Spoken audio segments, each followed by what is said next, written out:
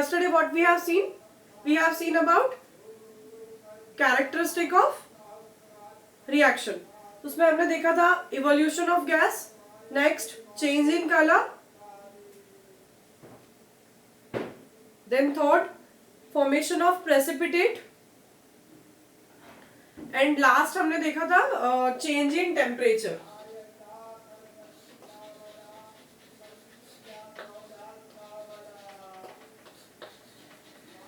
Change in temperature है ना, उसमें इफ द टेम्परेचर इंक्रीजेस, अगर टेम्परेचर इंक्रीज होगा तो such type of reaction is said to be exothermic and decrease in temperature is endothermic.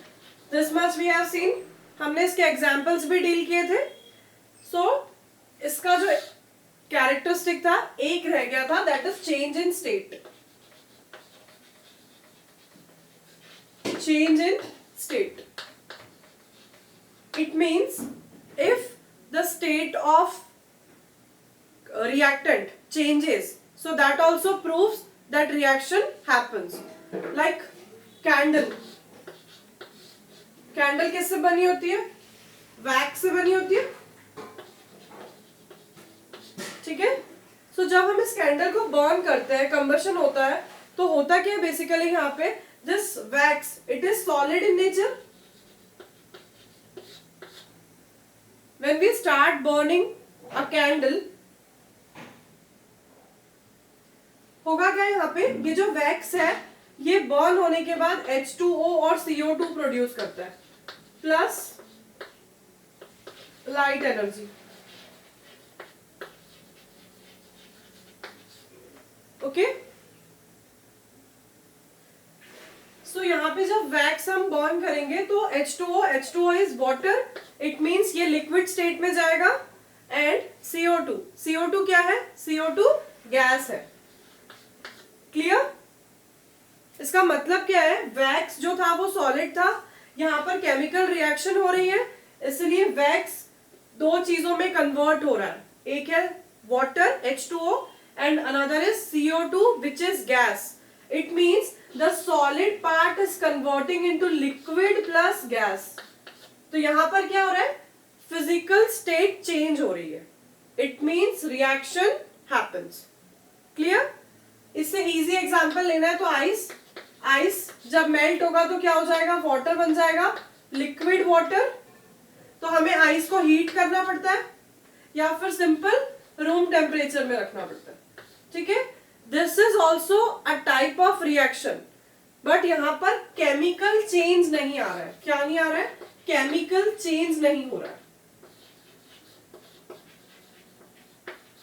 इस reaction में chemical change नहीं हो रहा है. इस रिएक्शन में सिर्फ physical state change हो रही है. तो ऐसी रिएक्शन को हम बोलते हैं physical change.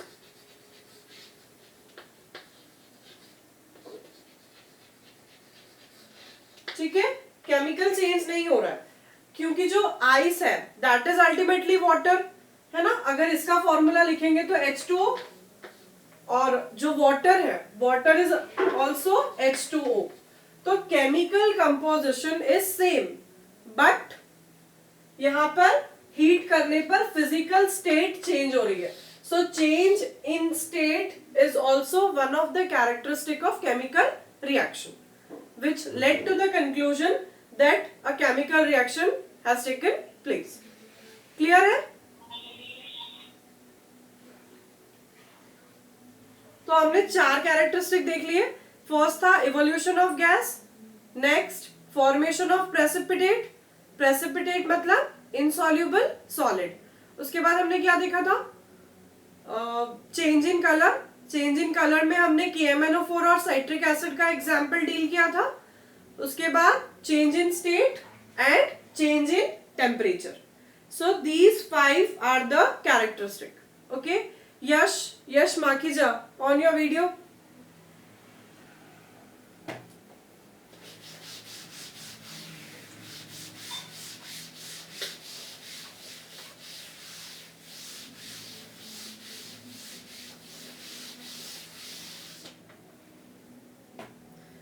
Okay, now we are moving towards our next topic, chemical equation.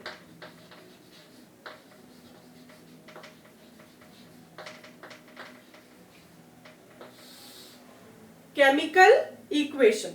So chemical equation means a shorthand method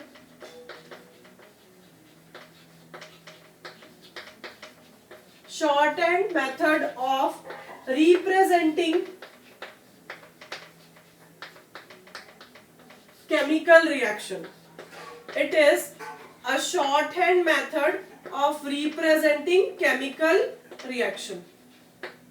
हम केमिकल रिएक्शन को शॉर्ट में रिप्रेजेंट करेंगे, उसी को हम बोलेंगे केमिकल इक्वेशन. लाइक मैग्नीशियम का कंबशन हमने देखा था, आपको याद है? मैग्नीशियम रिबन, उसको हमने किससे कंबाइन किया था? One thing you have to note down कि जब भी हम वर्ड यूज करेंगे कंबशन, ठीक है, कंबशन, किसी चीज को हम जलाएंगे तो ये हमेशा ऑक्सीजन के साथ कंबाइन होके होगा, और कंबशन के हमेशा always the product of combustion is CO2 and H2O. ठीक है, प्लीज नोट दिस पॉइंट कि कंबशन अगर हम बोल रहे हैं तो कंबशन मतलब ऑक्सीजन के साथ रिएक्ट होगा and the product is always CO2 and water. So अगर मैं मैग्नीशियम का कंबशन करूं ऑक्सीजन के साथ, so what will be the product? The product is magnesium oxide.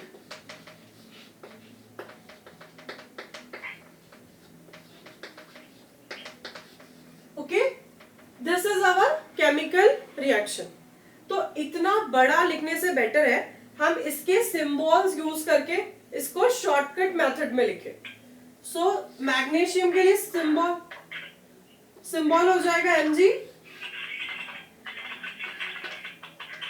Oxygen के लिए सिंबल क्या होगा? O. और जो मैग्नीशियम ऑक्साइड है for this symbol is MgO. Clear? यहाँ पे मैग्नीशियम ऑक्साइड के लिए जो सिंबल हो जाएगा वो MgO.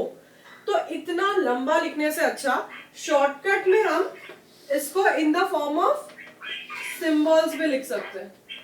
ये डिस्टर्बेंस हो रहा है, ऑडियो ऑफ कर दीजिए तो आप लोग.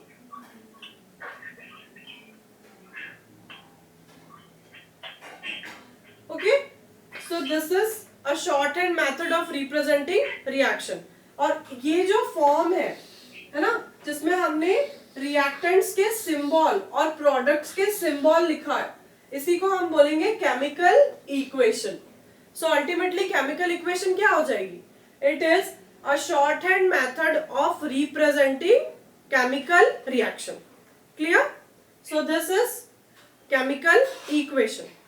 एक्चुअली अभी तो हमने इतना छोटा रिएक्शन देखा, बट जब हम हायर क्लासेस में जाएंगे तो जो रिएक्शंस है वो बहुत कॉम्प्लिकेटेड हो जाएंगे.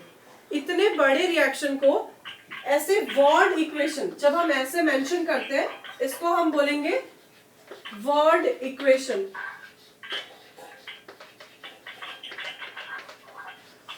Please put off your audio.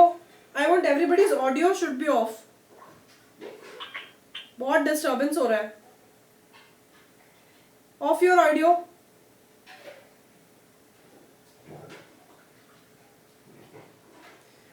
Okay, ठीक है. तो ये जो वर्ड फॉर्म में हमने लिखा है इसे हम बोलेंगे वर्ड इक्वेशन. ठीक है, वर्ड इक्वेशन को हम जब सिंबॉलिकली रिप्रेजेंट करेंगे, so it is chemical equation. It is in the form of their symbols. Higher classes में रिएक्शंस बहुत बड़े बड़े होते हैं, एक स्ट्रक्चर एक बोर्ड जितना बड़ा होता है, तो उससे हम ऐसे स्पेलिंग्स में वर्ड इक्वेशन में नहीं लिख सकते, इसलिए हमने सिंबल्स की हेल्प से शॉर्टकट मेथड यूज किया. ठीक है, सो this is a chemical equation. So let's see another example.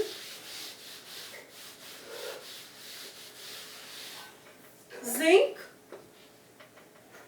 plus sulfuric acid और HCl we can take, dilute HCl. ठीक है, सो इससे क्या प्रोड्यूस होगा? Zinc chloride plus hydrogen gas evolve होगी. लिबरेट होगी, है ना। तो जब लिबरेट होगी सराउंडिंग में, जब हीट रिलीज होती है या कुछ भी गैस रिलीज होती है, तो उसको हम अपर हेडेड एरो से डिनोट करेंगे। क्लियर? कोई भी गैस अगर रिलीज हो रही है सराउंडिंग में, उसको हम अपर हेडेड एरो से डिनोट करेंगे। So in this reaction zinc dilute HCl से रिएक्ट करके ये क्या बना रहा है, जिंक क्लोराइड, ठीक है, and H2 gas is released. Okay, so this is the reaction. But जो हम केमिकल इक्वेशन लिख रहे हैं, that equation should be balanced. जो भी हम केमिकल इक्वेशन लिखेंगे, that equation should be balanced. Why? Balanced मतलब क्या होता है? बैलेंस्ड मतलब होता है number of atoms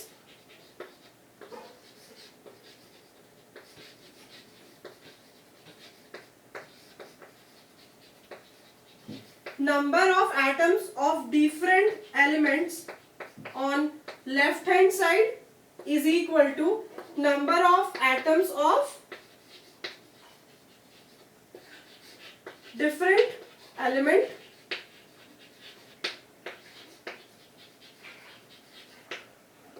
right hand side.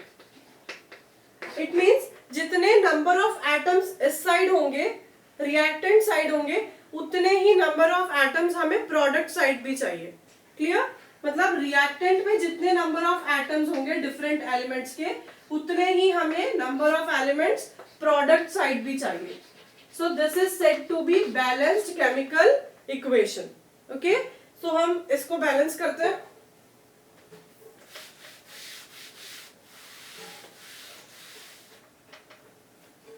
So how many zinc atom are there? तो ये रिएक्टेंट साइड है और ये प्रोडक्ट साइड। ओके, तो यहाँ पे जिंक है, second hydrogen, third is chlorine. Clear?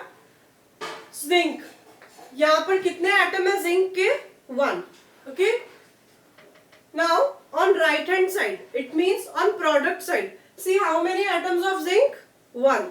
Okay, now here how many atoms of hydrogen? एक ही है। यहां पर कितने हैं हाइड्रोजन के एटम्स? यहां पर 2 है। H2 gas is released. It means 2 hydrogen atoms.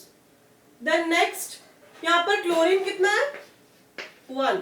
और यहां पर क्लोरीन कितना है? 2। Okay?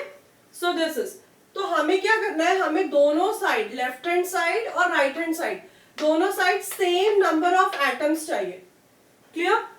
In case of zinc 1 atom on reactant side and 1 atom on product side. It means this is balanced. ठीक है, coming to next, hydrogen. Hydrogen में reactant में एक ही हाइड्रोजन है, लेकिन प्रोडक्ट साइड में 2 हाइड्रोजन है। So we need to balance this first. तो हम इसको बैलेंस कैसे करेंगे? बैलेंसिंग का एक रूल है, आप यहां सब्सक्रिप्ट में, किसी के भी सब्सक्रिप्ट में आप कोई भी नंबर ऐड नहीं कर सकते। ठीक है, मस्ट नोट दैट पॉइंट कि हम यहां सब्सक्रिप्ट में कभी भी कोई भी नंबर ऐड नहीं कर सकते। While balancing the equation you can add any number only in front side of your compound. ठीक है, जो भी हमने रिएक्टेंट या प्रोडक्ट लिया है उसके सामने हम नंबर ऐड कर सकते हैं। ठीक है, यहां नीचे इसके इधर हम बेस में कुछ भी नहीं लिख सकते। हम बैलेंसिंग के टाइम पे जो भी नंबर ऐड करेंगे वो सिर्फ सामने ही ऐड करेंगे। ठीक है, तो let us balance this first. हम यहाँ पर क्या करने वाले हैं, हमें मालूम है कि इस साइड पे 2 हाइड्रोजन है और यहाँ पर सिर्फ 1 हाइड्रोजन है। So what we will do, हम यहाँ पर 2 लगा सकते हैं क्या? No, it is not possible. So we have to put 2 here. Clear? तो यहाँ पर 2 HCl, now it is balanced. मैंने इसे 2 कर दिया। ठीक है, so 2 and 2, it is balanced. But now यहाँ पर जब मैंने इसे 2 कर दिया तो HCl में Cl के कितने एटम्स हो गए? If I am putting 2 in front of HCl, it means 2 hydrogen and 2 chlorine molecules, chlorine atoms. ठीक है, अब क्लोरीन के भी 2 एटम्स हो गए हैं, पहले 1 था बट अभी 2 हो गया। सो हमें कितने चाहिए थे अल्टीमेटली? 2। सो chlorine is balanced as well, hydrogen is balanced and zinc is already balanced. Now the reaction is said to be balanced. Clear? Let us repeat this again. देखो, हम बैलेंसिंग के टाइम पे बेस में कोई भी number add नहीं कर सकते। ठीक है, whatever we want to add we have to put in front of the compounds, molecules और एलिमेंट्स। क्लियर? देन फर्स्ट, जब भी आप बैलेंसिंग स्टार्ट करते हैं तो एक बड़े कंपाउंड से स्टार्ट कीजिए। इसके रिस्पेक्ट में एटम्स देखिए तो इजी हो जाएगा। फिर हमने क्या किया, हमने तीनों एटम्स को बैलेंस किया। जिंक यहां पर भी 1 है और यहां पर भी 1 है। ठीक है, next hydrogen, this side only 1 hydrogen and यहां पर 2 हाइड्रोजन था। So I need to put 2 here. Clear? जब मैंने यहाँ 2 पुट किया सो क्लोरीन भी अल्टीमेटली 2 एटम्स हो गए and the reaction is balanced. 2 hydrogen, 2 hydrogen, 2 chlorine, 2 chlorine, 1 zinc, 1 zinc. So the number of atoms on left hand side is equal to number of atoms on right hand side. It means the reaction is balanced. Clear? So every chemical reaction should be balanced. Shudhanshu, keep your video on. Ansh,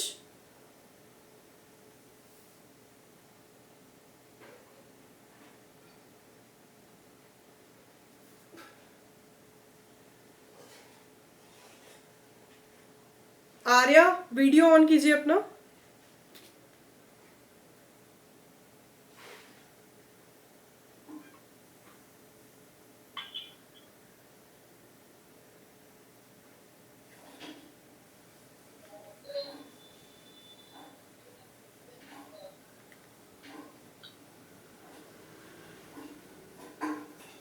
Puja, please keep your video on. Bhumi, Aryan, Anika, Lavkush, your video must be on.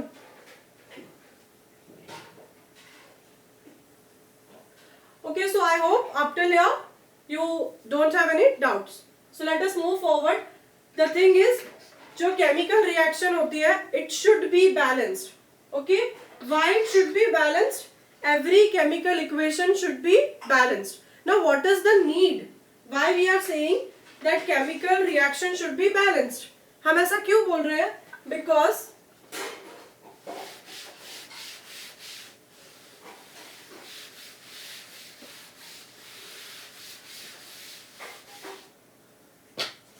why we are saying कि chemical reaction balanced होना चाहिए? Balanced इसलिए होना चाहिए because Lavoisier, scientist Lavoisier has already given the statement law of conservation of mass. Law of conservation of mass. What does it mean?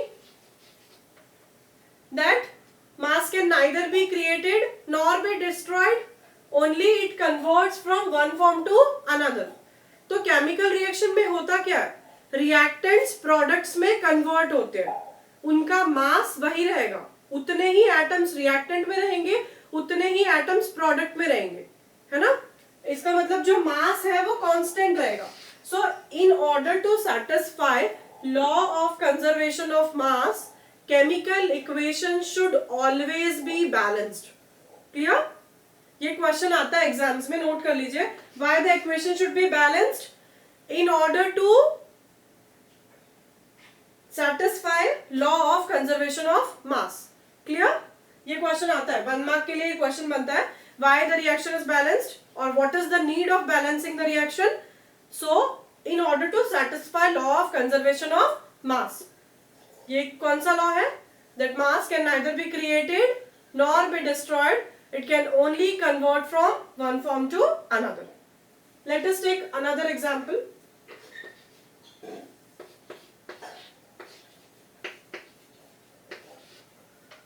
This is, when hydrogen reacts with oxygen it will lead to the formation of water. So जब भी मैं कोई chemical reaction लिख रही हूँ, है ना, like इसका ऐसा होगा, hydrogen plus oxygen it gives water. ठीक है, सो हम वर्ड इक्वेशन में ऐसे लिखेंगे एंड इन केमिकल रिएक्शन हम ऐसे लिखेंगे. बट हाइड्रोजन, जो हाइड्रोजन है नेचर में हमेशा हाइड्रोजन डाई एटॉमिक फॉर्म में होता है. हमेशा क्या होगा, जो हाइड्रोजन है वो डाई एटॉमिक फॉर्म में होगा. डाई एटॉमिक फॉर्म मतलब H2, दो एटम्स. ठीक है, दो एटम्स कंबाइन हो गए तो H2 का मॉलिक्यूल बन रहा है. समझ में आ रहा है आपको, हाइड्रोजन के दो एटम्स कंबाइन होके H2 का मॉलिक्यूल बन रहा है. क्लियर. हाइड्रोजन नेचर में हमेशा H2 के फॉर्म में एग्जिस्ट करता है. तो अगर मैं केमिकल रिएक्शन में हाइड्रोजन ले रही हूं so it should be H2. Nature में हाइड्रोजन मॉलिक्यूलर फॉर्म में रहता है तो रिएक्शन में भी हम उसको मॉलिक्यूलर फॉर्म में ही लेंगे. ऑक्सीजन, ऑक्सीजन भी हमेशा डायटोमिक फॉर्म में रहता है O2. ठीक है, और कौन रहता है, N2. नाइट्रोजन भी डायटोमिक फॉर्म में रहता है. Next fluorine F2. ठीक है, सो ऑक्सीजन को भी हम क्या लिखेंगे, O2 and then we will get H2O as a product. Hydrogen आप कभी भी सिंगल एटम के फॉर्म पे नहीं लिख सकते. It is not allowed, it is incorrect because hydrogen stable नहीं होता है. जब हाइड्रोजन H2 के फॉर्म में आता है only then it is stable. ठीक है, तो इसीलिए हम रिएक्शन में H2 यूज करेंगे, O2 यूज करेंगे. ठीक है, now let us check whether the reaction is balanced or not.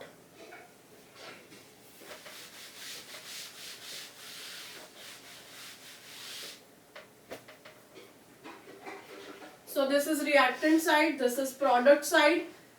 हमारे पास कौन कौन से एटम है, पहला तो हमारे पास हाइड्रोजन है, नेक्स्ट हमारे पास ऑक्सीजन है और यहाँ पर भी हाइड्रोजन और oxygen. So how many atoms of hydrogen? 2 atoms. So let us write 2. How many atoms of hydrogen? 2. It means product side भी 2. ठीक है, then look at oxygen. Oxygen के कितने atoms हैं? 2. So यहाँ पर 2. Now यहाँ पर ऑक्सीजन के कितने एटम है, ओनली 1, है ना, तो यहाँ पर 1 हो गया. ठीक है, so is the reaction balanced. See hydrogen 2 2, या this is balanced. But what about oxygen? In reactant side, there are 2 atoms of oxygen, but in product side there is only 1. तो हमको यहाँ पर बैलेंसिंग करनी पड़ेगी. ऑक्सीजन प्रोडक्ट में 1 है, reactant में 2 है. सो हमें क्या करना पड़ेगा, प्रोडक्ट को 2 से मल्टीप्लाई करना पड़ेगा. Clear, we have to multiply by 2 the product, whole product. आप ऑक्सीजन के यहाँ पर सबस्क्रिप्ट में आप यहाँ पे 2 ऐड नहीं कर सकते, दिस इज रॉन्ग. ठीक है, हमें यहाँ पर 2 पुट करना पड़ेगा. क्लियर, सो अगर मैंने यहाँ 2 पुट कर दिया तो ऑक्सीजन हो गए 2. ऑक्सीजन कितने हो गए, 2. ठीक है, बट हाइड्रोजन कितने हो गए, 2 2 जा 4. ठीक है, 2 2 जा 4, सो हाइड्रोजन बिकम्स 4. यहाँ पर हाइड्रोजन कितने हैं, ओनली 2 हाइड्रोजन. हाइड्रोजन हमारे पास 2 है, बट अगर मैंने यहाँ पे 2 ऐड किया so we are getting 4 hydrogens. So if I am balancing oxygen on either side so it led to disturbance of hydrogen. Hydrogen में डिस्टर्बेंस आ रहा है तो कोई प्रॉब्लम नहीं है. 2 2 जा 4 hydrogens, so put here 2.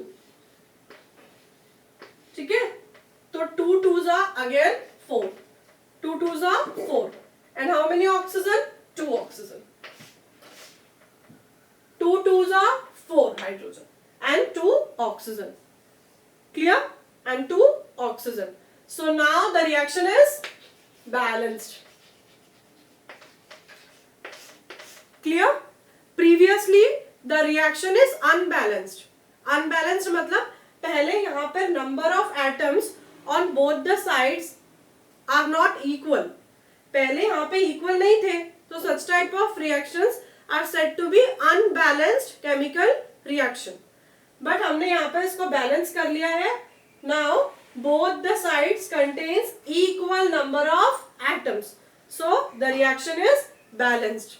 And why there is a need of balancing the reaction? In order to satisfy law of conservation of mass. ठीक है?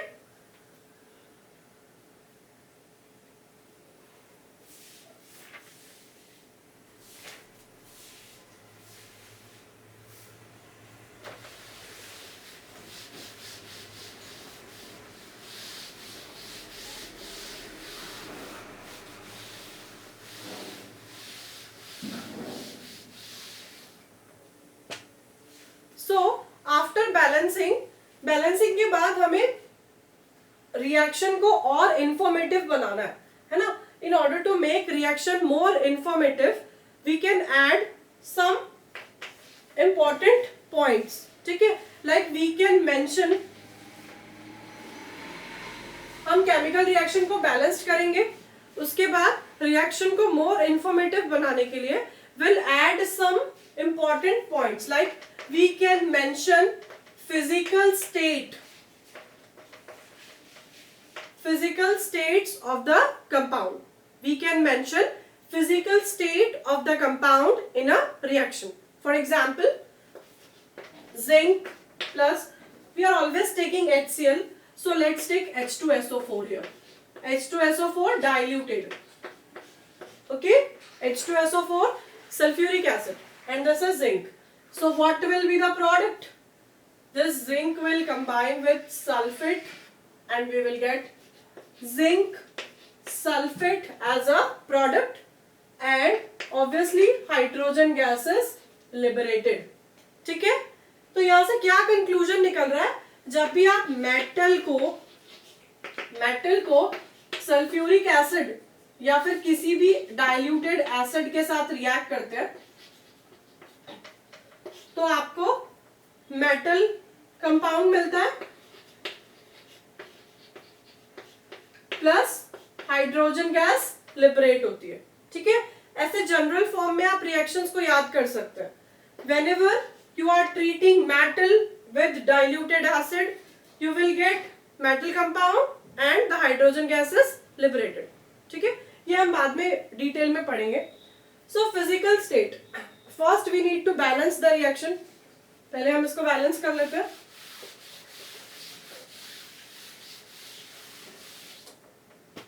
So how many atoms of zinc? Zinc है, then hydrogen, then sulfur and oxygen. So how many atoms of zinc here? 1. Here 1. Then how many atoms of hydrogen? 2. On this side 2. How many atoms of sulfur? 1. How many atoms of sulfur? 1. Oxygen के कितने atoms हैं? O4. It means 4 atoms of oxygen. यहाँ पर O4. It means 4 atoms of oxygen. ठीक है? So see whether the reaction is balanced or not. Zinc 1 1 balanced. Hydrogen 2 2. It is balanced. Sulfur 1 1. It is also balanced. Last is oxygen. It is also balanced. It means the reaction is balanced. ठीक है, reaction हमारी balanced हो गई. Is a metal, zinc metal है. Metal कौन से form में होता है? सॉलिड फॉर्म में होता है.